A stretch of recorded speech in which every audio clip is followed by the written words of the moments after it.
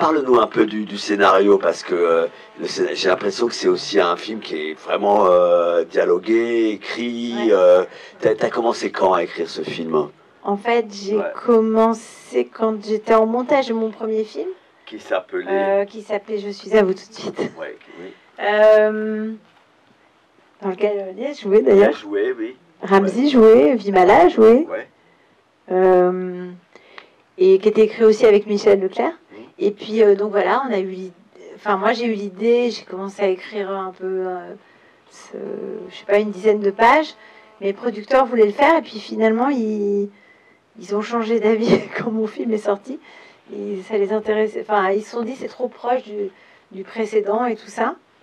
Et du coup, en fait, je l'ai revendu à un producteur quelques 5 ans plus tard.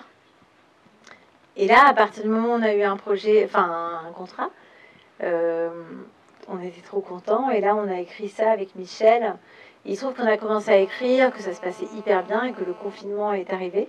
Et que là, on a écrit très très vite des versions dialoguées pendant le confinement. Et que du coup, j'avais un autre projet de film qui était en cours et qui finalement, j'espère se faire cet été. Mais en tout cas, ce film a doublé, que je rêvais de faire en deuxième film, a doublé celui qui avait été signé 5 ans avant. Et, donc tu l'as réalisé en 2020, le film? J'ai réalisé en 2021. En 2021, c'est ça. Et oui, après la Covid, enfin la période entre septembre, octobre, voilà. Quand les vaccins ont commencé à arriver, au printemps, là, et puis après on a préparé. Et ça n'a pas été trop dur le tournage avec il y avait encore les restrictions sanitaires, des choses comme ça? Non, parce qu'on était à Marseille, et puis il y avait les vaccins qui étaient arrivés, on s'en foutait complètement. Non, il n'y avait rien, vraiment. Le Covid n'existait plus, c'était joyeux. Et quelque part, oui, c'est vrai que j'ai écrit. Le film a failli pas se faire parce que les cinémas étaient fermés, il y avait très peu de distributeurs et grâce au dieu du cinéma, Tandem venait de se créer et n'avait pas, contrairement à beaucoup d'autres distributeurs qui avaient des films en attente de sortie depuis des années avec les cinémas fermés et qui étaient un peu endettés. Ça continue, hein. Et ne voulaient pas acheter de films en fait. Et Tandem venait de se créer et donc le film a pu se faire parce qu'on avait tout. Parce que c'était une période un peu particulière, les cinémas étaient fermés et où France 2, Canal avaient donné leurs accords avant qu'un distributeur vienne. Parce qu'en fait, les films avaient du mal à se monter, et du coup, les chaînes de télé étaient plus ouvertes. Et c'est vrai que oui, toute la pandémie a accompagné le film pour le pire et parfois, et pour le meilleur aussi, d'une certaine manière, parce que il se trouve que j'ai coécrit avec mon compagnon, le père de mes enfants, et que donc on était confinés ensemble. C'était une bonne. Un bon exercice d'écriture. Hein, oui, c'était assez efficace, très efficace. Elias, comment tu as vécu alors ce tournage? Parle-nous un peu de. Bon, moi, j'ai pas été là très souvent. Hein, mais c'est vrai. Tu étais quand même là. Tu participes assez. Et tu connais. Oui, Baya, voilà. Baya, on est très amis depuis très très longtemps. On a beaucoup travaillé ensemble, on a beaucoup écrit ensemble. Effectivement, je fais un petit passage dans son premier film, et puis on a tourné une série. C'est lui qui m'a emmené en Algérie, qui m'a permis de. Enfin, tu m'as quand même permis de tourner en Algérie. Je t'ai pas permis. Tu as joué dans. Tu as joué. Possible, c'est pas pareil. Oui, non, tu m'as mis en relation avec pas mal de gens et tu as convaincu en partie mes producteurs de tourner, parce que lui, il avait fait des films en Algérie. Et puis Lies, il a joué dans le premier téléfilm que j'ai écrit, qui était réalisé par Ariane Ascarine. C'est comme ça qu'on s'est rencontrés. T'as failli être dans le nom des gens aussi. T'étais pas loin, allez. T'as dit non. J'ai juste dit. Mais t'étais pas loin. C'est vrai qu'on peut citer des films que nous on a programmés, Alomnia, Abdoulaïla. Vraiment, qui était un film vraiment magnifique. Les films de Nadir Moknesh, aussi d'Elis Paloma, enfin des films qu'on adore, hein, qu'on a vraiment. Réalisateur de Viva l'Algérie. Et c'est vrai qu'on t'a très vite identifié, nous, en tant que spectateurs, dans tes films. Et quand tu as fait aussi Mascarade et Lorané, enfin surtout Lorané en ce qui me concerne, qui était un film quand même qui parle toujours de l'Algérie, mais de l'histoire et de la guerre d'Algérie. Mais pour venir au film de Baya, mais c'est incroyable cette écriture et cette manière que... Parle-nous un peu de la construction du film, parce que il faut arriver à quand même cette idée très baroque de ces familles, de cette famille qui est vraiment tuyau de poil, quoi. Mais en fait, ce que j'adore dans l'écriture, c'est qu'on ne sait pas du tout... Enfin, en fait, il y a tellement de couches successives d'écriture que même avec Lies, on a écrit une série ensemble... Ça nous a mis 2 ans. Comment la série Le Grand Bazar. Et en fait, l'air de rien, en fait, c'est tellement de couches quand on écrit. C'est-à-dire qu'on a une idée, une autre idée. Ensuite vient se greffer quelque chose. Il y a les gens dont on s'inspire. Il y a les idées de fiction qu'on va amener. Donc c'est très très long. Mais dans cette histoire-là, il y avait le désir de parler de ce que c'est écrire l'autobiographie. Et puis, il y avait le désir de raconter vraiment un personnage pris entre le désir, son envie d'être libre et de parler en son nom en tant qu'auteur, et puis l'envie de ne pas trahir sa famille. Il y avait beaucoup de choses. C'était un projet même aussi presque, parfois, théorique, intellectuel. Est-ce que l'arabe a droit au romanesque en France? Enfin, des trucs un peu qui m'obsédaient. C'est un des sujets du film. Voilà, qui m'obsédait un peu. Et puis, quand on a écrit, en fait, on a commencé à réussir à écrire le film quand on s'est dit, quand on a eu l'idée de vraiment commencer par le roman. Comme peut-être un truc qui a un statut d'enfance du personnage avec sa voix off et qui tout d'un coup se transforme en une œuvre à part entière. Et donc, c'est une version cinématographique d'un livre. Et c'était intéressant parce qu'au début, moi, j'avais plein de références, et puis on fait des films, on a écrit avec Michel des films très compliqués, toujours avec des dates d'entrée partout, et donc du coup ça aurait pu être les films, parce que les oui, pardon, Le nom des gens que la Michel a réalisé, voilà. La lutte des classes, voilà, Monsieur Sim, donc la plupart c'est Michel, enfin tous les films les plus connus c'est Michel qui les a réalisés et que j'ai coécrit avec lui. Lui évidemment il en a fait d'autres que j'ai pas coécrit aussi, enfin où j'ai fait peut-être des petites consultations ou même rien du tout. Et là, on avait en tête des tas de références, et notamment aussi Harry dans tous ses états, par exemple, où là, il s'amuse énormément entre la fiction et la réalité, tous ses amis, ses ex, tout le monde lui en veut, a envie de l'écharper, et puis on voit comme ça de Woody Allen, et on voit les personnages et puis lui vraiment dans sa vie. Et en fait, il a alterné le récit avec des moments de ses romans. Et en fait, quand on s'est dit, non, c'est le début, là, ça a été possible d'écrire. Et là, du coup, est arrivé le mythe un peu fondateur du choc toxique. Et après, tout a découlé de ça. C'est trop long comme réponse. C'est pas... Et si vous avez pensé, mais moi, ça m'a fait penser au premier film de Pedro Almodóvar. Mais les premiers, en tous les cas, là, toute la première partie... que j'aime beaucoup personnellement. Qu'est-ce que j'ai fait pour mériter ça, ou des trucs comme ça? En fait, c'est complètement lié au film, et c'est une question triviale. Est-ce que vous êtes inspiré de votre famille, de vos parents, de votre entourage?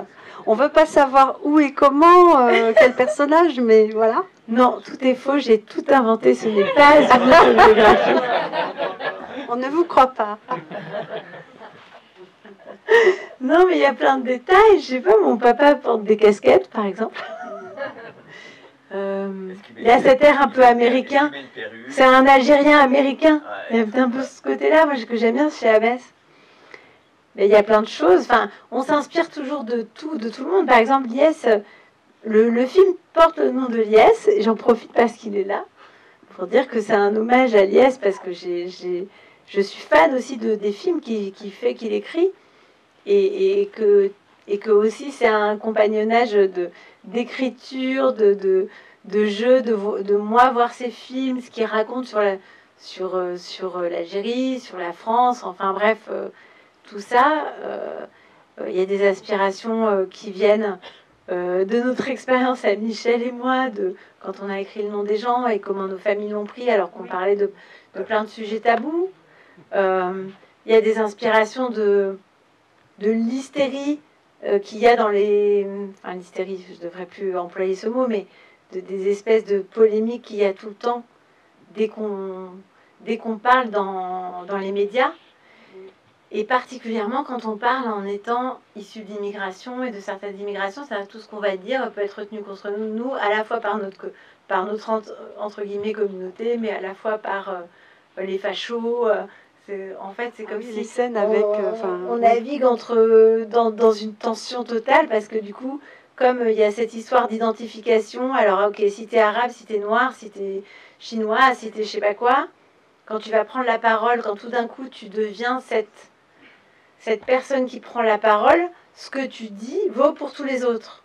Alors déjà, ceux pour qui tu prends la parole, sans leur avoir demandé leur avis, sont peut-être pas du tout d'accord avec toi. Et puis ensuite, en tant qu'artiste, quand on écrit, on écrit aussi sur les défauts. On écrit, on a besoin d'être libre pour écrire. On écrit dans l'auto-analyse comme tous les auteurs. Sauf que quand on écrit, quand on est issu d'une minorité, quand on écrit dans un pays où le racisme existe toujours, bah, si on commence à s'autocritiquer ou à critiquer notre origine, bah, potentiellement, on donne du grain à moudre aux racistes. Donc potentiellement, on est vraiment un traître. Et donc c'est tout ça. Qui est autobiographique. Voilà, donc quelque part, de... ça, voilà, il y a un reflet de plein de choses qui sont vraies. Et puis après, à un moment, il faut faire exister des personnages, une famille, et évidemment qu'on s'inspire de scènes de famille qu'on a connues, et puis que chaque comédien arrive en s'inspirant aussi de ce qu'il a connu. Voilà, le personnage aussi de... En fait, c'est très universel sur les sujets, les secrets de famille, les mensonges, l'artiste dans la famille. Ça me fait plaisir ce que vous dites. C'est très universel. Oui. Donc moi, j'ai pas vu ça. Voilà, et puis on voit pas ça comme. Mais c'est très drôle le parisianisme. Enfin, toutes les polémiques qu'on voit actuellement dès que quelqu'un est issu d'une communauté. Enfin, c'était vraiment drôle. C'était très drôle. La restitution de la scène justement du débat télévisé. Le débat télévisé, c'est plus vrai que nature. C'est pas du tout une caricature. Ouais. Non, mais vraiment, c'est terrible parce que c'est les chaînes, toutes les chaînes d'information maintenant procèdent toutes de la même manière, n'a pas du même technique. Bah oui. Le plateau. Et ça, c'était un vrai plaisir parce que c'est quand même, ça fait pas mal de fois avec Michel qu'on écrit des films et donc forcément quand on écrit des films, on a Enfin, c'est le principe, hein, c'est le jeu. On soumet notre travail à des gens, et puis en fait, les gens critiquent et applaudissent. Donc, on a des éloges et on a des critiques. Et puis, parfois, il y a des critiques qui font plus mal que d'autres. Puis, parfois, il y a tout d'un coup des débats de société qui rentrent dans ce qu'on a écrit, qui n'ont rien à voir avec ce qu'on a voulu écrire. Et ben oui, avec cette expérience-là, on avait vraiment envie de faire rentrer toutes les idées qu'on avait observées comme ça dans le débat. Et c'est Michel qui a écrit cette scène que j'adore avec le pourcentage d'arabité. Ah, c'est excellent, qui résume bien le truc. Et puis Le Pen en grand méchant loup, enfin c'est drôle aussi. Mais... Ah, Le Pen en grand méchant loup, ouais. Bah oui, ça. Drôle. Merci beaucoup. Merci à vous. J'avais adoré Au nom des gens, et quand j'ai vu votre nom, j'ai fait mais c'est la Baya du nom des gens. Ah oui, qui avait fait polémique et qui avait été un gros succès public. Ah oui. À l'époque, hein, qui avait, enfin, ça remonte à quelques années quand même, vraiment, nom des gens. Ben, ça a été un carton qui nous a permis de continuer à travailler en fait finalement. Et puis la révélation d'une comédienne et puis beaucoup de choses. Hein, qui avait déjà été révélée. Qui avait déjà révélé, oui. Oui, elle avait déjà eu un César, Sarah. C'est une bonne réalisatrice d'ailleurs. Entre parenthèses, elle avait fait un premier film qui était très beau. Oui. Non, je suis allée voir le film de Gad Elmaleh qui était sur la confession juive, etc., avec ses idées de vierge. Et quelque part, votre film rappelle un petit peu, lui, du côté confession juive, vous, du côté confession musulmane. Et tout comme lui, et c'est un compliment que je vais vous faire, hein, j'ai beaucoup aimé son film, alors que le personnage, Gad Elmaleh, je ne le voyais pas du tout comme ça, aussi profond, aussi intense. Vous, votre film, il révèle de la même façon du côté musulman, la tendresse, l'amour de sa famille, le côté respect, et votre film est basé sur l'humour, l'amour, la tendresse. Les acteurs sont très bien choisis, et en plus, ce qui est appréciable, les scènes d'amour sont suggérées. On ne voit pas de femmes nues, ce qui est tellement rare dans les films. Alors merci aussi pour ça. Oui, ça fait plaisir de pas avoir une scène gratuite. Je vous en prie. Il se trouve que si, pour ceux qui ont vu ou verront mon premier film, les scènes ne sont pas du tout suggérées. Elles sont beaucoup plus évidentes. Et j'avais eu ces retours. Alors moi qui essaye de parler de plein de choses et à plein de gens différents, qui ai cette envie de populaire, j'avais senti que certaines personnes, pas d'autres, parce que c'était des scènes d'amour burlesque, mais malgré tout avec du nu, qui gênait beaucoup, qui gênait certaines personnes. Et en accord avec Ramzy, avec tous les comédiens, il y avait cette envie de chacun de se dire, il faut que ça soit un film tout public, parce qu'on raconte tellement de choses dans ce film. Il ne faut pas qu'on puisse trop choquer, choquer d'une façon désagréable, qui puisse nous empêcher de regarder. Et on avait envie que ça puisse être regardé par des enfants, être regardé, parler de certains sujets, mais sans être, sans gêner. La toute première scène, on se demande où ça va. On a peur un peu, oui, au début. Voilà, et l'éloignement de l'image, oui. Et la fusion des deux corps reste vraiment oui. pure. Oui, tout à fait. C'est un premier amour de deux êtres qui se rencontrent. Oui, et de la peur de la peur qui peut être très biblique, qui est quasiment mythique de. Dans votre, enfin, je sais pas pour vous, mais l'image qu'on a un petit peu effectivement du côté chez les musulmans. On a du mal à parler de sexe d'amour en famille.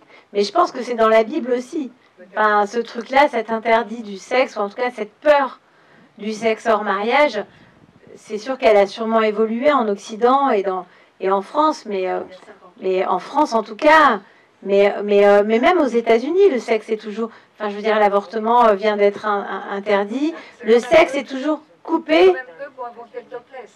Oui, et en même temps, non, on peut plus voir un téton aux États-Unis parce que ça craint un scandale.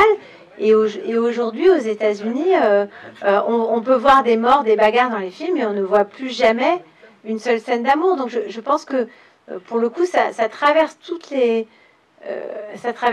religions. Et c'est vrai que c'est aussi un sujet. Je le nie pas, bien au contraire. C'est aussi un sujet dans les familles musulmanes. Mais c'est vrai que moi, par rapport à Gad Elmaleh, c'est pas un sujet sur l'islam, c'est plutôt un sujet sur les tabous de la famille. Mais bien sûr que c'est traversé par des interdits, par des habitudes, et que moi aussi, quand j'ai vu parce que moi, personnellement, je suis athée, donc j'ai pas de rapport à la Vierge. Enfin, ça me parle pas forcément.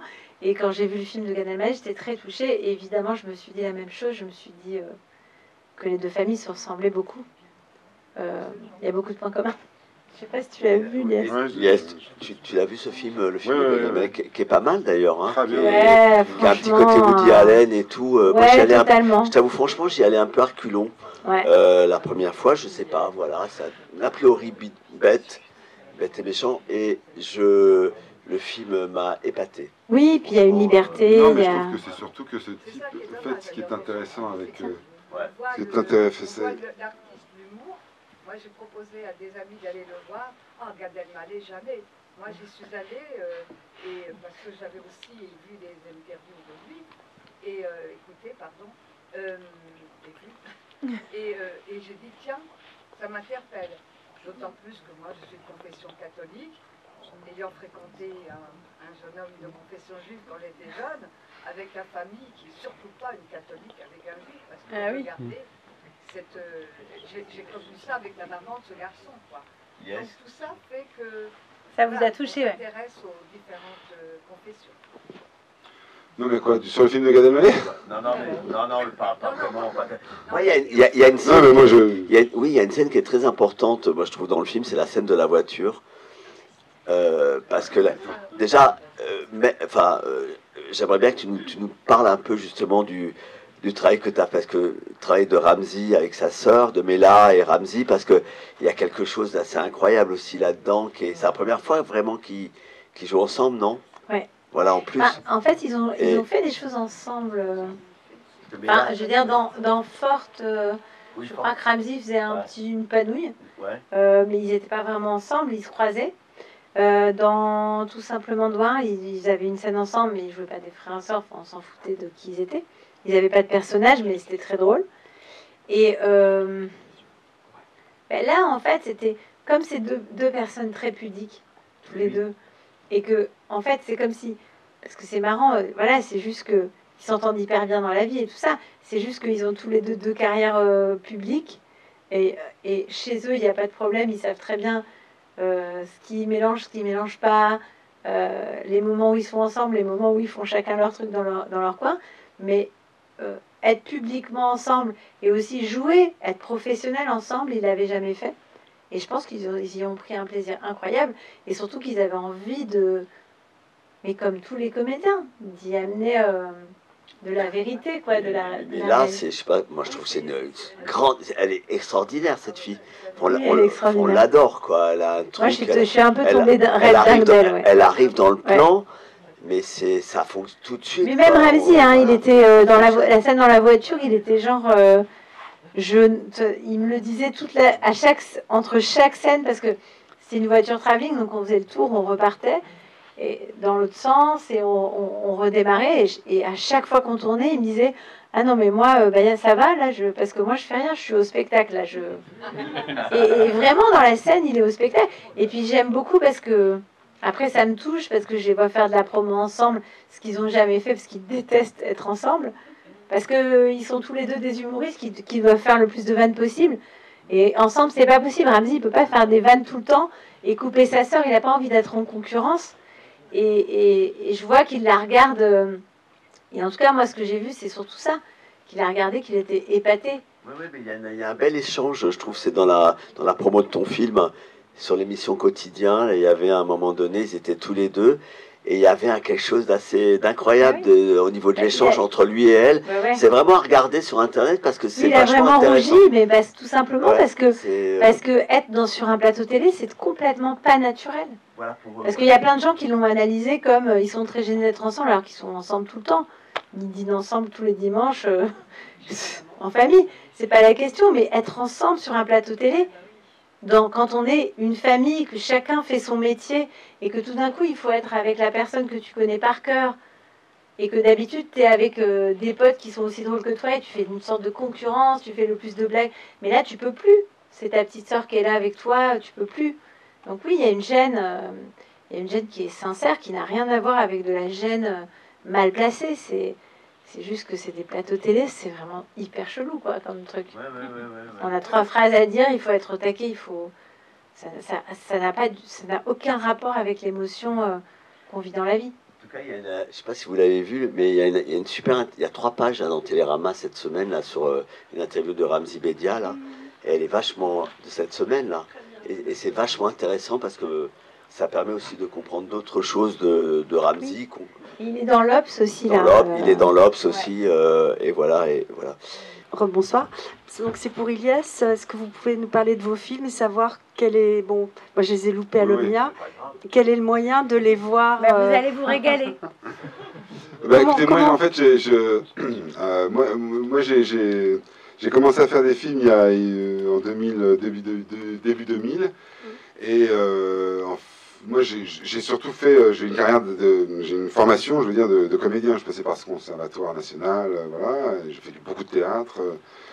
Et c'était dans les années 90. Et c'est à un moment donné où, en Algérie, c'était les années 90. Moi, j'ai grandi en Algérie, en fait. J'ai pas le parcours... je me considère pas comme un... Par exemple, quand on dit toujours les Arabes, les Beurs, moi je me considère pas comme un Arabe ni comme un Beurre. Les Arabes, j'en ai croisé, et je ne suis pas un Arabe, ni aucune personne qui est en France est un Arabe. Un Arabe, c'est pas ça. Mais donc j'ai une autre façon d'aborder les choses, si vous voulez. Donc quand il y a ça s'est passé... parce qu'on est tous les deux moitié-moitié. Voilà. Mais sauf que toi, sauf que moi, je suis né à Alger, et j'y suis resté jusqu'à mes 17 ans. Donc toute mon enfance, mon adolescence se sont passées là-bas. Pour des histoires familiales, je suis arrivé en France, c'était très bien, puisque ça m'a permis de faire ce que j'avais envie de faire, c'est-à-dire acteur, voilà. Et donc, dans les années 90, quand j'étais au conservatoire, j'ai eu besoin de parler de l'Algérie, enfin, pas de parler de l'Algérie, mais en tout cas de nuancer les images qui arrivaient d'Algérie, puisque ça n'était que des news et du reportage violent, puisque c'était le terrorisme, enfin c'était les années... Tous les intellectuels, artistes. Voilà. Donc j'avais besoin de nuancer un petit peu ça, parce que moi j'avais vécu dans un pays qui n'était pas du tout ça, j'avais pas du tout cette voilà. Et donc j'ai commencé à écrire, en fait, par ça. Et donc je suis arrivé à la réalisation, puis... Et puis, je suis allé au bout de la démarche, et donc je suis allé en Algérie pour tourner. C'est pour ça que c'est un peu ballot, mais moi j'ai plutôt tendance à dire que je ne fais pas des films qui parlent de l'Algérie ou de la France, mais qui parlent plutôt depuis l'Algérie ou depuis la France, parce que finalement, je pense que tout auteur qui se respecte a plutôt envie, c'est ce que vous disiez à Baya, d'accéder à l'universalité, en fait. Mais l'universalité passe souvent, en fait, on s'en aperçoit, par un petit microcosme, par un petit endroit, par un ancrage, exactement, donc quel qu'il soit. Voilà, donc moi c'est un peu comme ça que j'ai commencé à la réalisation, j'ai continué à être acteur, mais... Et donc moi j'ai fait deux longs métrages. Le premier s'appelle Mascarade, dont on a parlé tout à l'heure, qui n'est pas le Mascarade qui est sorti il y a quelques temps. C'était en 2007. Il est sorti en 2008, on l'a tourné en 2007, il est sorti en 2008. Il y a une comédie dingue où il joue aussi. Qui est une comédie... il est distribué en DVD, enfin on peut le voir. Oui, alors en DVD, oui. Alors après, comme il est sorti il y a un certain temps, je pense que les DVD sont plus vraiment trouvables, en tout cas dans les FNAC et tout ça, mais je pense que oui, sur Internet, on peut trouver les DVD. Et Lorané, je crois, est sur Amazon. Voilà, ça c'est un film que j'ai fait en 2014. Voilà. Oui, c'est ça, c'est Lorané, oui, c'est plus récent. Voilà, et donc tout ça pour relier à Youssef Salem, c'est vrai que c'est avec Baya, on s'est... Comme on a ce lien depuis quand même presque 15 ans maintenant, de travail, d'amitié, tout ça, j'avais un peu suivi l'écriture un peu de loin, parce que je lisais de temps en temps, elle m'avait fait lire une ou deux versions. Et voilà, et effectivement sur le plateau, il y a une... Comment dire, Baya amène... C'est souvent comme ça sur un film, hein, c'est comme dans un bateau, le capitaine du navire ou la capitaine du navire insuffle, si vous voulez, un peu ce qu'il est ou ce qu'elle est. Et voilà, Baya étant quelqu'un d'assez, comment dire, solaire, forcément le tournage était quelque chose de... Si, régulièrement quand même. Et voilà, et donc, voilà. Voilà, je pense que le film profite beaucoup de ça. Je pense que les acteurs, tous les acteurs, les scènes de famille que moi je trouve vraiment puissamment réussies. Très naturel en fait. Voilà, il y a quelque chose qui sort de ça, quoi. Ouais. Ah bah oui, les dialogues, on parlait des dialogues, c'est hyper bien écrit. C'est le deuxième film que je vois de vous. Et pendant que je regardais, donc, je me disais, est-ce qu'il est envisageable, avec la même histoire, de faire une autre version, une deuxième version différente? Une version drame? Par exemple. C'était ça la question? Ah oui, complètement. Ah ouais, complètement. Mais le faire maintenant, je sais pas. Mais oui, non, mais c'est sûr que... C'est sûr, puis ça, je pense qu'on a ça en commun, parce que si vous voyez Mascarade, c'est exactement la même chose. C'est un drame en comédie. Enfin, Lorané, c'est un peu différent, mais la bonne comédie, la comédie qu'on aime, la comédie italienne, la comédie la comédie n'est qu'une tragédie vue d'un autre point de vue. Mais pas toujours la comédie française, parce qu'il y a beaucoup de comédies françaises qui sont genre... On se marre, on se retrouve ensemble, on se lance des vannes et tout ça, voilà, mais c'est vrai que la comédie qu'on aime, c'est vraiment des histoires tragiques en fait, et c'est-à-dire que les personnages sont pris dans quelque chose, et plus on en écrit et plus on l'expérimente, c'est qu'il faut qu'il y ait quelque chose de... Il faut que les personnages vivent quelque chose de terrible, et que nous, d'un point de vue extérieur, parce que dans la vie c'est comme ça, on est pris dans des élans, des trucs terribles. Alors que si on fait un pas de côté, qu'on se met un peu à l'extérieur, qu'on se regarde, on se dit « Allez, c'est pas si grave, on peut s'en sortir. » Mais sauf que nous, on est dedans à 100% et ça ne nous fait pas rire du tout. Et c'est vrai que voilà, c'est la tragicomédie, quoi. Ah non, mais c'est très tragique. C'est d'autant plus tragique qu'à un moment, son père meurt d'avoir... Enfin, en tout cas, cette panique psychanalytique de tuer le père, il se réalise, quoi. C'est-à-dire qu'il tue vraiment le père. Heureusement qu'il y a un médecin à côté pour lui expliquer. Oui, heureusement. Il a fait beaucoup d'erreurs alimentaires. Il y a des très belles trouvailles. Ah oui. Les colocataires. C'est à mourir de rire. Et pourtant, quand on est réfléchi, il y a une profondeur quand même. J'ai eu la chance de rencontrer dans des projections, allez-y, je vous laisse finir, mais j'ai eu la chance de rencontrer dans des projections pas mal de colocataires. Mais c'est une très très belle trouvaille, vraiment. C'est excellent. Non, mais j'ai découvert, en fait, moi-même, parce qu'on s'amusait avec ça. Enfin, quand on écrit, on crée des idées, et puis on part de ce qu'on connaît, quoi, que des fois, il y a des choses qu'on ne peut pas dire, et puis on est obligé de les maquiller. Et on part de là en se disant, c'est super, c'est une super idée. Et puis il y a une première personne qui dit, non mais tu sais que moi je connais un tel qui vit en colocation. Et puis après, quand on fait des projections, qu'on le propose à beaucoup de gens, il y a des gens qui lèvent la main et qui disent, moi j'ai vécu en colocation, sous-entendu, pendant 5 ans. Et là, ça devient un truc, mais toi-même tu découvres, en fait. C'est parce que c'est certes, en fait c'est vrai, c'est des trouvailles, mais on pense pas à quel point ça peut être vrai. Et après, on se rend compte que on est tous comme ça. On a tous des trouvailles. Oui, puis c'est sur le rythme du film aussi, parce que le film, il est ultra bien construit, quoi. Sur le montage, il y a quelque chose qui fonctionne, mais hyper bien. Et tu parlais de Woody Allen, mais imagine qu'on lui montrait le film, quoi. Par exemple, je suis sûr qu'il adorerait ça, quoi. Enfin, c'est vraiment un film qui a une écriture comme ça, très particulière. D'autant qu'il est inspiré d'une histoire juive new-yorkaise, new-yorkaise ou new-yorkaise, qui sont les histoires un peu de Philip Roth aussi. Et Philip Roth a vécu en même temps que Woody Allen. Je crois qu'ils ont à peu près le même âge. Ils ont le même âge. Ils racontent vraiment les mêmes histoires, avec le même tragicomique. Peut-être il y a plus de violence quand même un peu chez Philip Roth. C'est plus dur, c'est plus... déjà, c'est de l'écrit. Il y a toujours quelque chose de plus... c'est plus dur, mais c'est vrai que quand on fait du cinéma, on s'adresse entre guillemets, à un plus grand nombre, à des gens qui vont venir dans les salles qui ne savent pas, qui vont nous regarder, qu'est-ce qu'ils vont regarder. Alors que quand on va prendre un livre en librairie, on le choisit. Et on peut le refermer quand on veut. Enfin, c'est une démarche différente. Mieux à l'écrit qu'à l'écran. Que visuellement, oui. Je repensais à ce que disait le monsieur, de quelque chose de comique en faire quelque chose de plus tragique. Enfin, et ça me fait penser à Félag avec son livre La Lumière de rêve berbère, qui a écrit le livre qui est tragique, en un sens quand même, oui, et qui en a fait un spectacle qui est extrêmement comique. Drôle, ouais.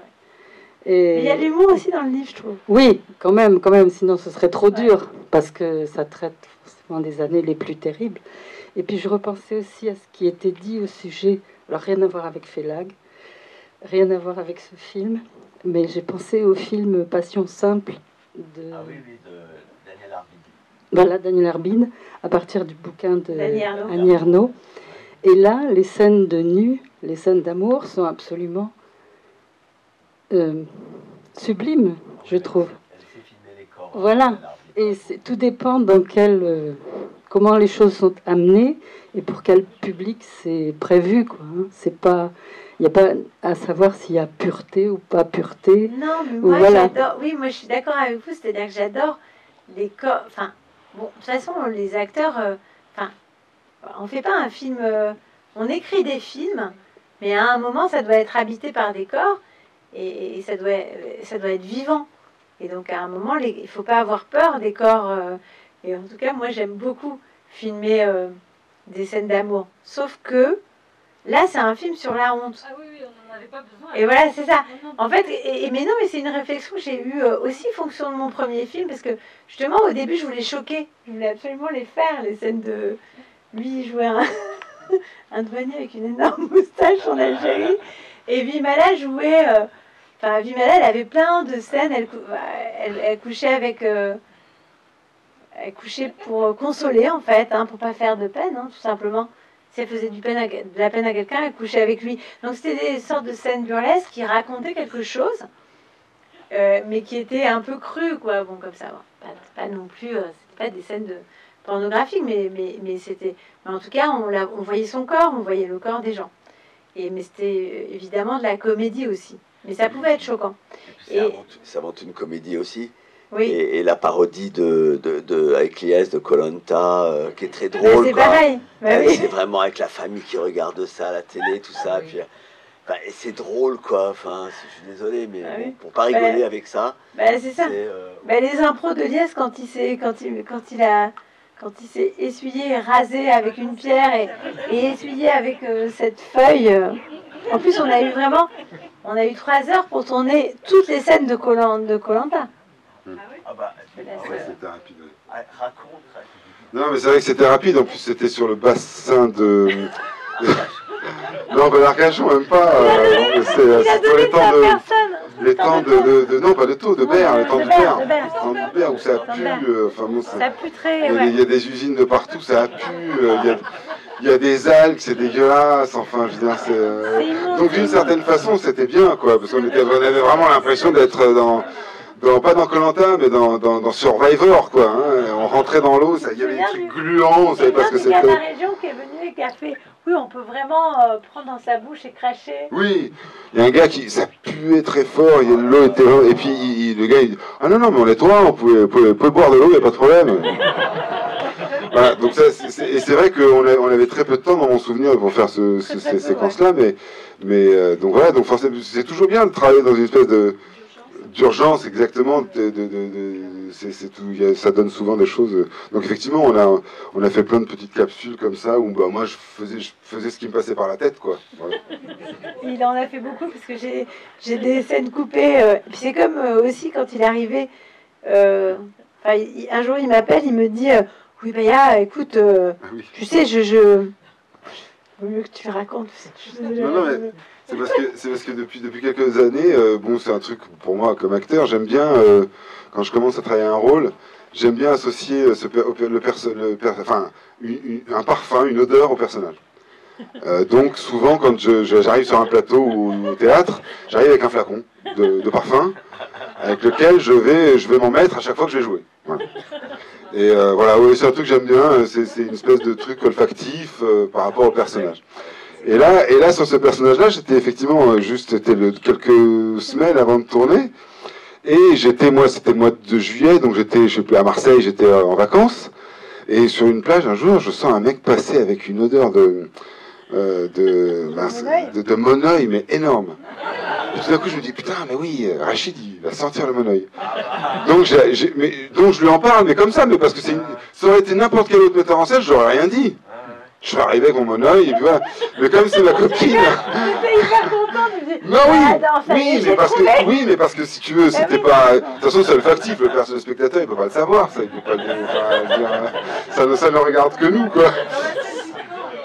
Oui, mais parce que ça a été rajouté. Donc, parce que moi, comme c'est ma pote, je l'appelle en vacances, je dis, tu sais quoi, je pensais à un truc. En fait, Rachid, il va se mettre du monoeil. Et elle me dit, ah, mais génial. Et quand je suis arrivé, elle avait rajouté du texte sur le monoeil et tout. Donc, moi, j'ai là. Sauf que lui, non, mais j'avais rajouté du texte sur le monoeil, sauf que lui, il était venu avec son cheat. Et il sentait vraiment le monoeil. Donc, du coup, ça rendait tout un truc. Il brillait. Donc on s'est vraiment poilé, quoi. En plus, il y a plein de scènes coupées de Rachid qui sont délirantes, que j'aimerais bien faire un montage un jour. Oui, exactement. Et puis à chaque fois parce que je trouve qu'il y a des trucs qui touchent au génie de l'absurde vraiment dans ce personnage, parce que dès le début, quand il a lu, il m'a dit. Il faut qu'il soit vraiment 100% sincère. Parce que sinon, ça va être... mais sa sincérité, elle va jusqu'à un point. C'est-à-dire qu'il y a des trucs qu'il a rajoutés, comme par exemple, quand il lit à la 4e de couve, il lit une phrase. Tu vois, tu te souviens de ce moment où il dit... il annonça qu'il devait quitter la ville. Et en fait, il annonça qu'elle devait quitter la ville. Et d'un coup, il regarde... Et ça me tue, moi, quand je vois le truc, ça me tue à chaque fois. Quand je montais, ça me tue à chaque fois. Parce que on voit dans ses yeux qu'il se dit, mais c'est ma vie, quoi. J'aurais pu l'écrire, mais vraiment. Mais ça fait penser un peu aux comédies italiennes, en fait. Hein. Oui, complètement, parce que oui. Rachid, c'est un personnage de comédie italienne. Hein, c'est un peu. Moi, j'ai toujours pensé à Gassman quand je. Ouais, déjà, dans la série, quand je le filmais, je me disais, mais c'est Gassman en fait. C'est un personnage complètement débordant, qui est exubérant et qui est capable de tout. Et effectivement, je pense que c'est ce qu'on disait tout à l'heure par rapport à la comédie. Hein. La comédie, depuis Aristophane, c'est une tragédie. Et la meilleure manière de le jouer, c'est d'être toujours au premier degré. Ce qui arrive au personnage, pour lui, est absolument terrible. Et c'est le décalage qui fait que nous, on rit. Ouais. Et souvent, voilà, c'est comme ça que je trouve le truc le plus intéressant. Il faut vraiment y croire à fond. C'est vrai que ce personnage, on sent que c'est un personnage qui a un potentiel, qui a plus de potentiel. Hein. Enfin, voilà, oui, on a envie de le faire vivre un peu plus. Bah, c'est sûr. Faut qu'on fasse une série télé. Rien dit. Non, puis en plus c'est dans le même mouvement aussi. Enfin, c'est vrai qu'il y a tout ce truc où on se pose toujours les questions quand on écrit par rapport à ce qui a été fait. Et pour moi, c'était pareil par rapport à ce qu'on se disait, ce qu'il dit sur la comédie italienne. Dans ma tête, je pense sur tout ce qui était sur la sexualité pour ne pas que ça choque. Je réfléchissais beaucoup. Enfin, je suis devenue fanatique de ces moments où les réalisateurs devaient parler de désir, mais n'avaient pas le droit de le montrer. Je pense au cinéma américain. Bien sûr, au cinéma américain, quand on pouvait pas s'embrasser plus de quelques secondes et quand on devait. Et je pensais. J'ai pas arrêté de rêvasser là-dessus. Je pensais à Truffaut. Alors là, on n'est pas comme ça, mais je pensais à La peau douce où tout d'un coup, il y a juste un bas, une main sur un bas, et comment finalement, avec la possibilité qu'on a aujourd'hui de tout dire et de tout montrer, quelque part, on perd cette espèce de truc où ils avaient la contrainte permanente de devoir créer peut-être du désir ou du fantasme avec pas grand-chose. Moi, j'ai l'impression que maintenant, justement, toi, tu dis que maintenant, tu as l'impression qu'on peut tout montrer. Et moi, j'ai l'impression que c'est le contraire, qu'on est rentré dans une époque. Et c'est pour ça que l'intelligence de ton film, c'est... On peut tout montrer, mais pas à tout le monde. Mais on peut pas tout... Mais maintenant, à la rigueur, c'est vrai que ça devient compliqué. Non, aujourd'hui, pour moi, aujourd'hui, pour moi, on entend toujours qu'on peut tout, qu'on peut plus tout dire. Mais pour moi, c'est juste que il y a des publics différents. Alors qu'à une époque, peut-être, il y avait un large public qui pouvait voir la même chose. Et que là, maintenant, tu as des gens qui peuvent voir, qui peuvent aller au bout du bout, et puis tu as des gens qui peuvent rien voir. Et ce qui est intéressant dans le cinéma, c'est d'être un public multiple et varié. Voilà. Les films qui ont fait leurs preuves, hein, c'est sûr que les films qui montrent le moins, c'est ceux qui... En général, un film d'horreur, par exemple, tu vois, tu penses à un film de Jacques Tourneur ou un truc comme ça. Ouais, Hitchcock. Quand tu montres pas, ça t'a pas... Mais non, mais c'est un bonheur, ce film, et... Est-ce que vous avez présenté ce film à Marseille? Est-ce que vous avez eu un retour des Marseillais? Complètement. Vous dire à ce niveau-là? C'était un retour super. On a fait 3 projections. Enfin, on a fait 3 projections en région PACA parce que voilà, on a fait une projection dans les 2 lieux de tournage, Port-de-Bouc où il y a la Cité et où il y a un petit cinéma d'art et essai, mais où vraiment une salle géniale, mais où vraiment je dois dire que la mairie et l'Utopia Port-de-Bouc font un travail de malade, mais où vraiment la Cité où moi j'ai tourné, la plupart des gens ne vont pas au cinéma. Et là en plus j'y suis allée à une période où pour Noël ils avaient rendu gratuit complètement le cinéma, et puis surtout il y avait plein de figurants et plein de gens qui avaient été là pendant le tournage, et justement c'était un public différent du cinéma d'art et essai ou même des cinémas UGC où je vais d'habitude, et les réactions étaient géniales. Il y avait énormément d'enfants, et notamment il y avait des centres de loisirs qui étaient venus avec les enfants et qui m'ont... Alors c'était plutôt les animatrices qui m'ont dit c'est quoi ce film là, Est-ce que vraiment c'est pour les enfants? Ouais, voilà, elles étaient un peu gênées d'avoir amené les enfants. Les enfants se sont éclatés. Enfin, les enfants, ils avaient 12 ans, quoi. Ils avaient 11-12 ans. Ils ont bien rigolé, je pense. Ils ne sont pas sortis de la salle. Ils ont été très attentifs. Et il y avait un public, justement, de la cité que je raconte, quoi. Donc, c'était génial. Et les gens ont parlé, très bien. Et à Marseille, c'était ambiance marseillaise, c'était super. Parce que mine de rien, vous parlez de tout dans ce film, l'homosexualité, ouais. Tout. Le oui. travesti, parce que le papa, à un moment donné... Bon, oui, oui. Donc c'est vrai que d'un bout à l'autre du film, mais on aborde tous les oui. sujets de la vie. Oui. Mais ça me touche que vous disiez ça. Et en tout cas, je peux vous dire que j'ai fait beaucoup de salles, et notamment Port-de-Bouc, mais plein d'autres, avec des mamies voilées, avec des jeunes, avec des gens de toutes les origines, et que personne, enfin que le dialogue était toujours hyper chouette, quoi, hyper agréable, bienveillant, que la plupart des gens m'ont dit ah, ça fait du bien, ça va faire du bien de parler de ça, et que en fait finalement j'ai vécu quand même 2 ou 3 personnes qui étaient un peu gênées, et en général qu'elles étaient venues avec leurs enfants un peu trop, enfin avec la gêne de le montrer à leurs enfants en disant j'aurais bien aimé le voir toute seule. Mais c'était vraiment très bienveillant de dire ça. Et puis j'ai eu aussi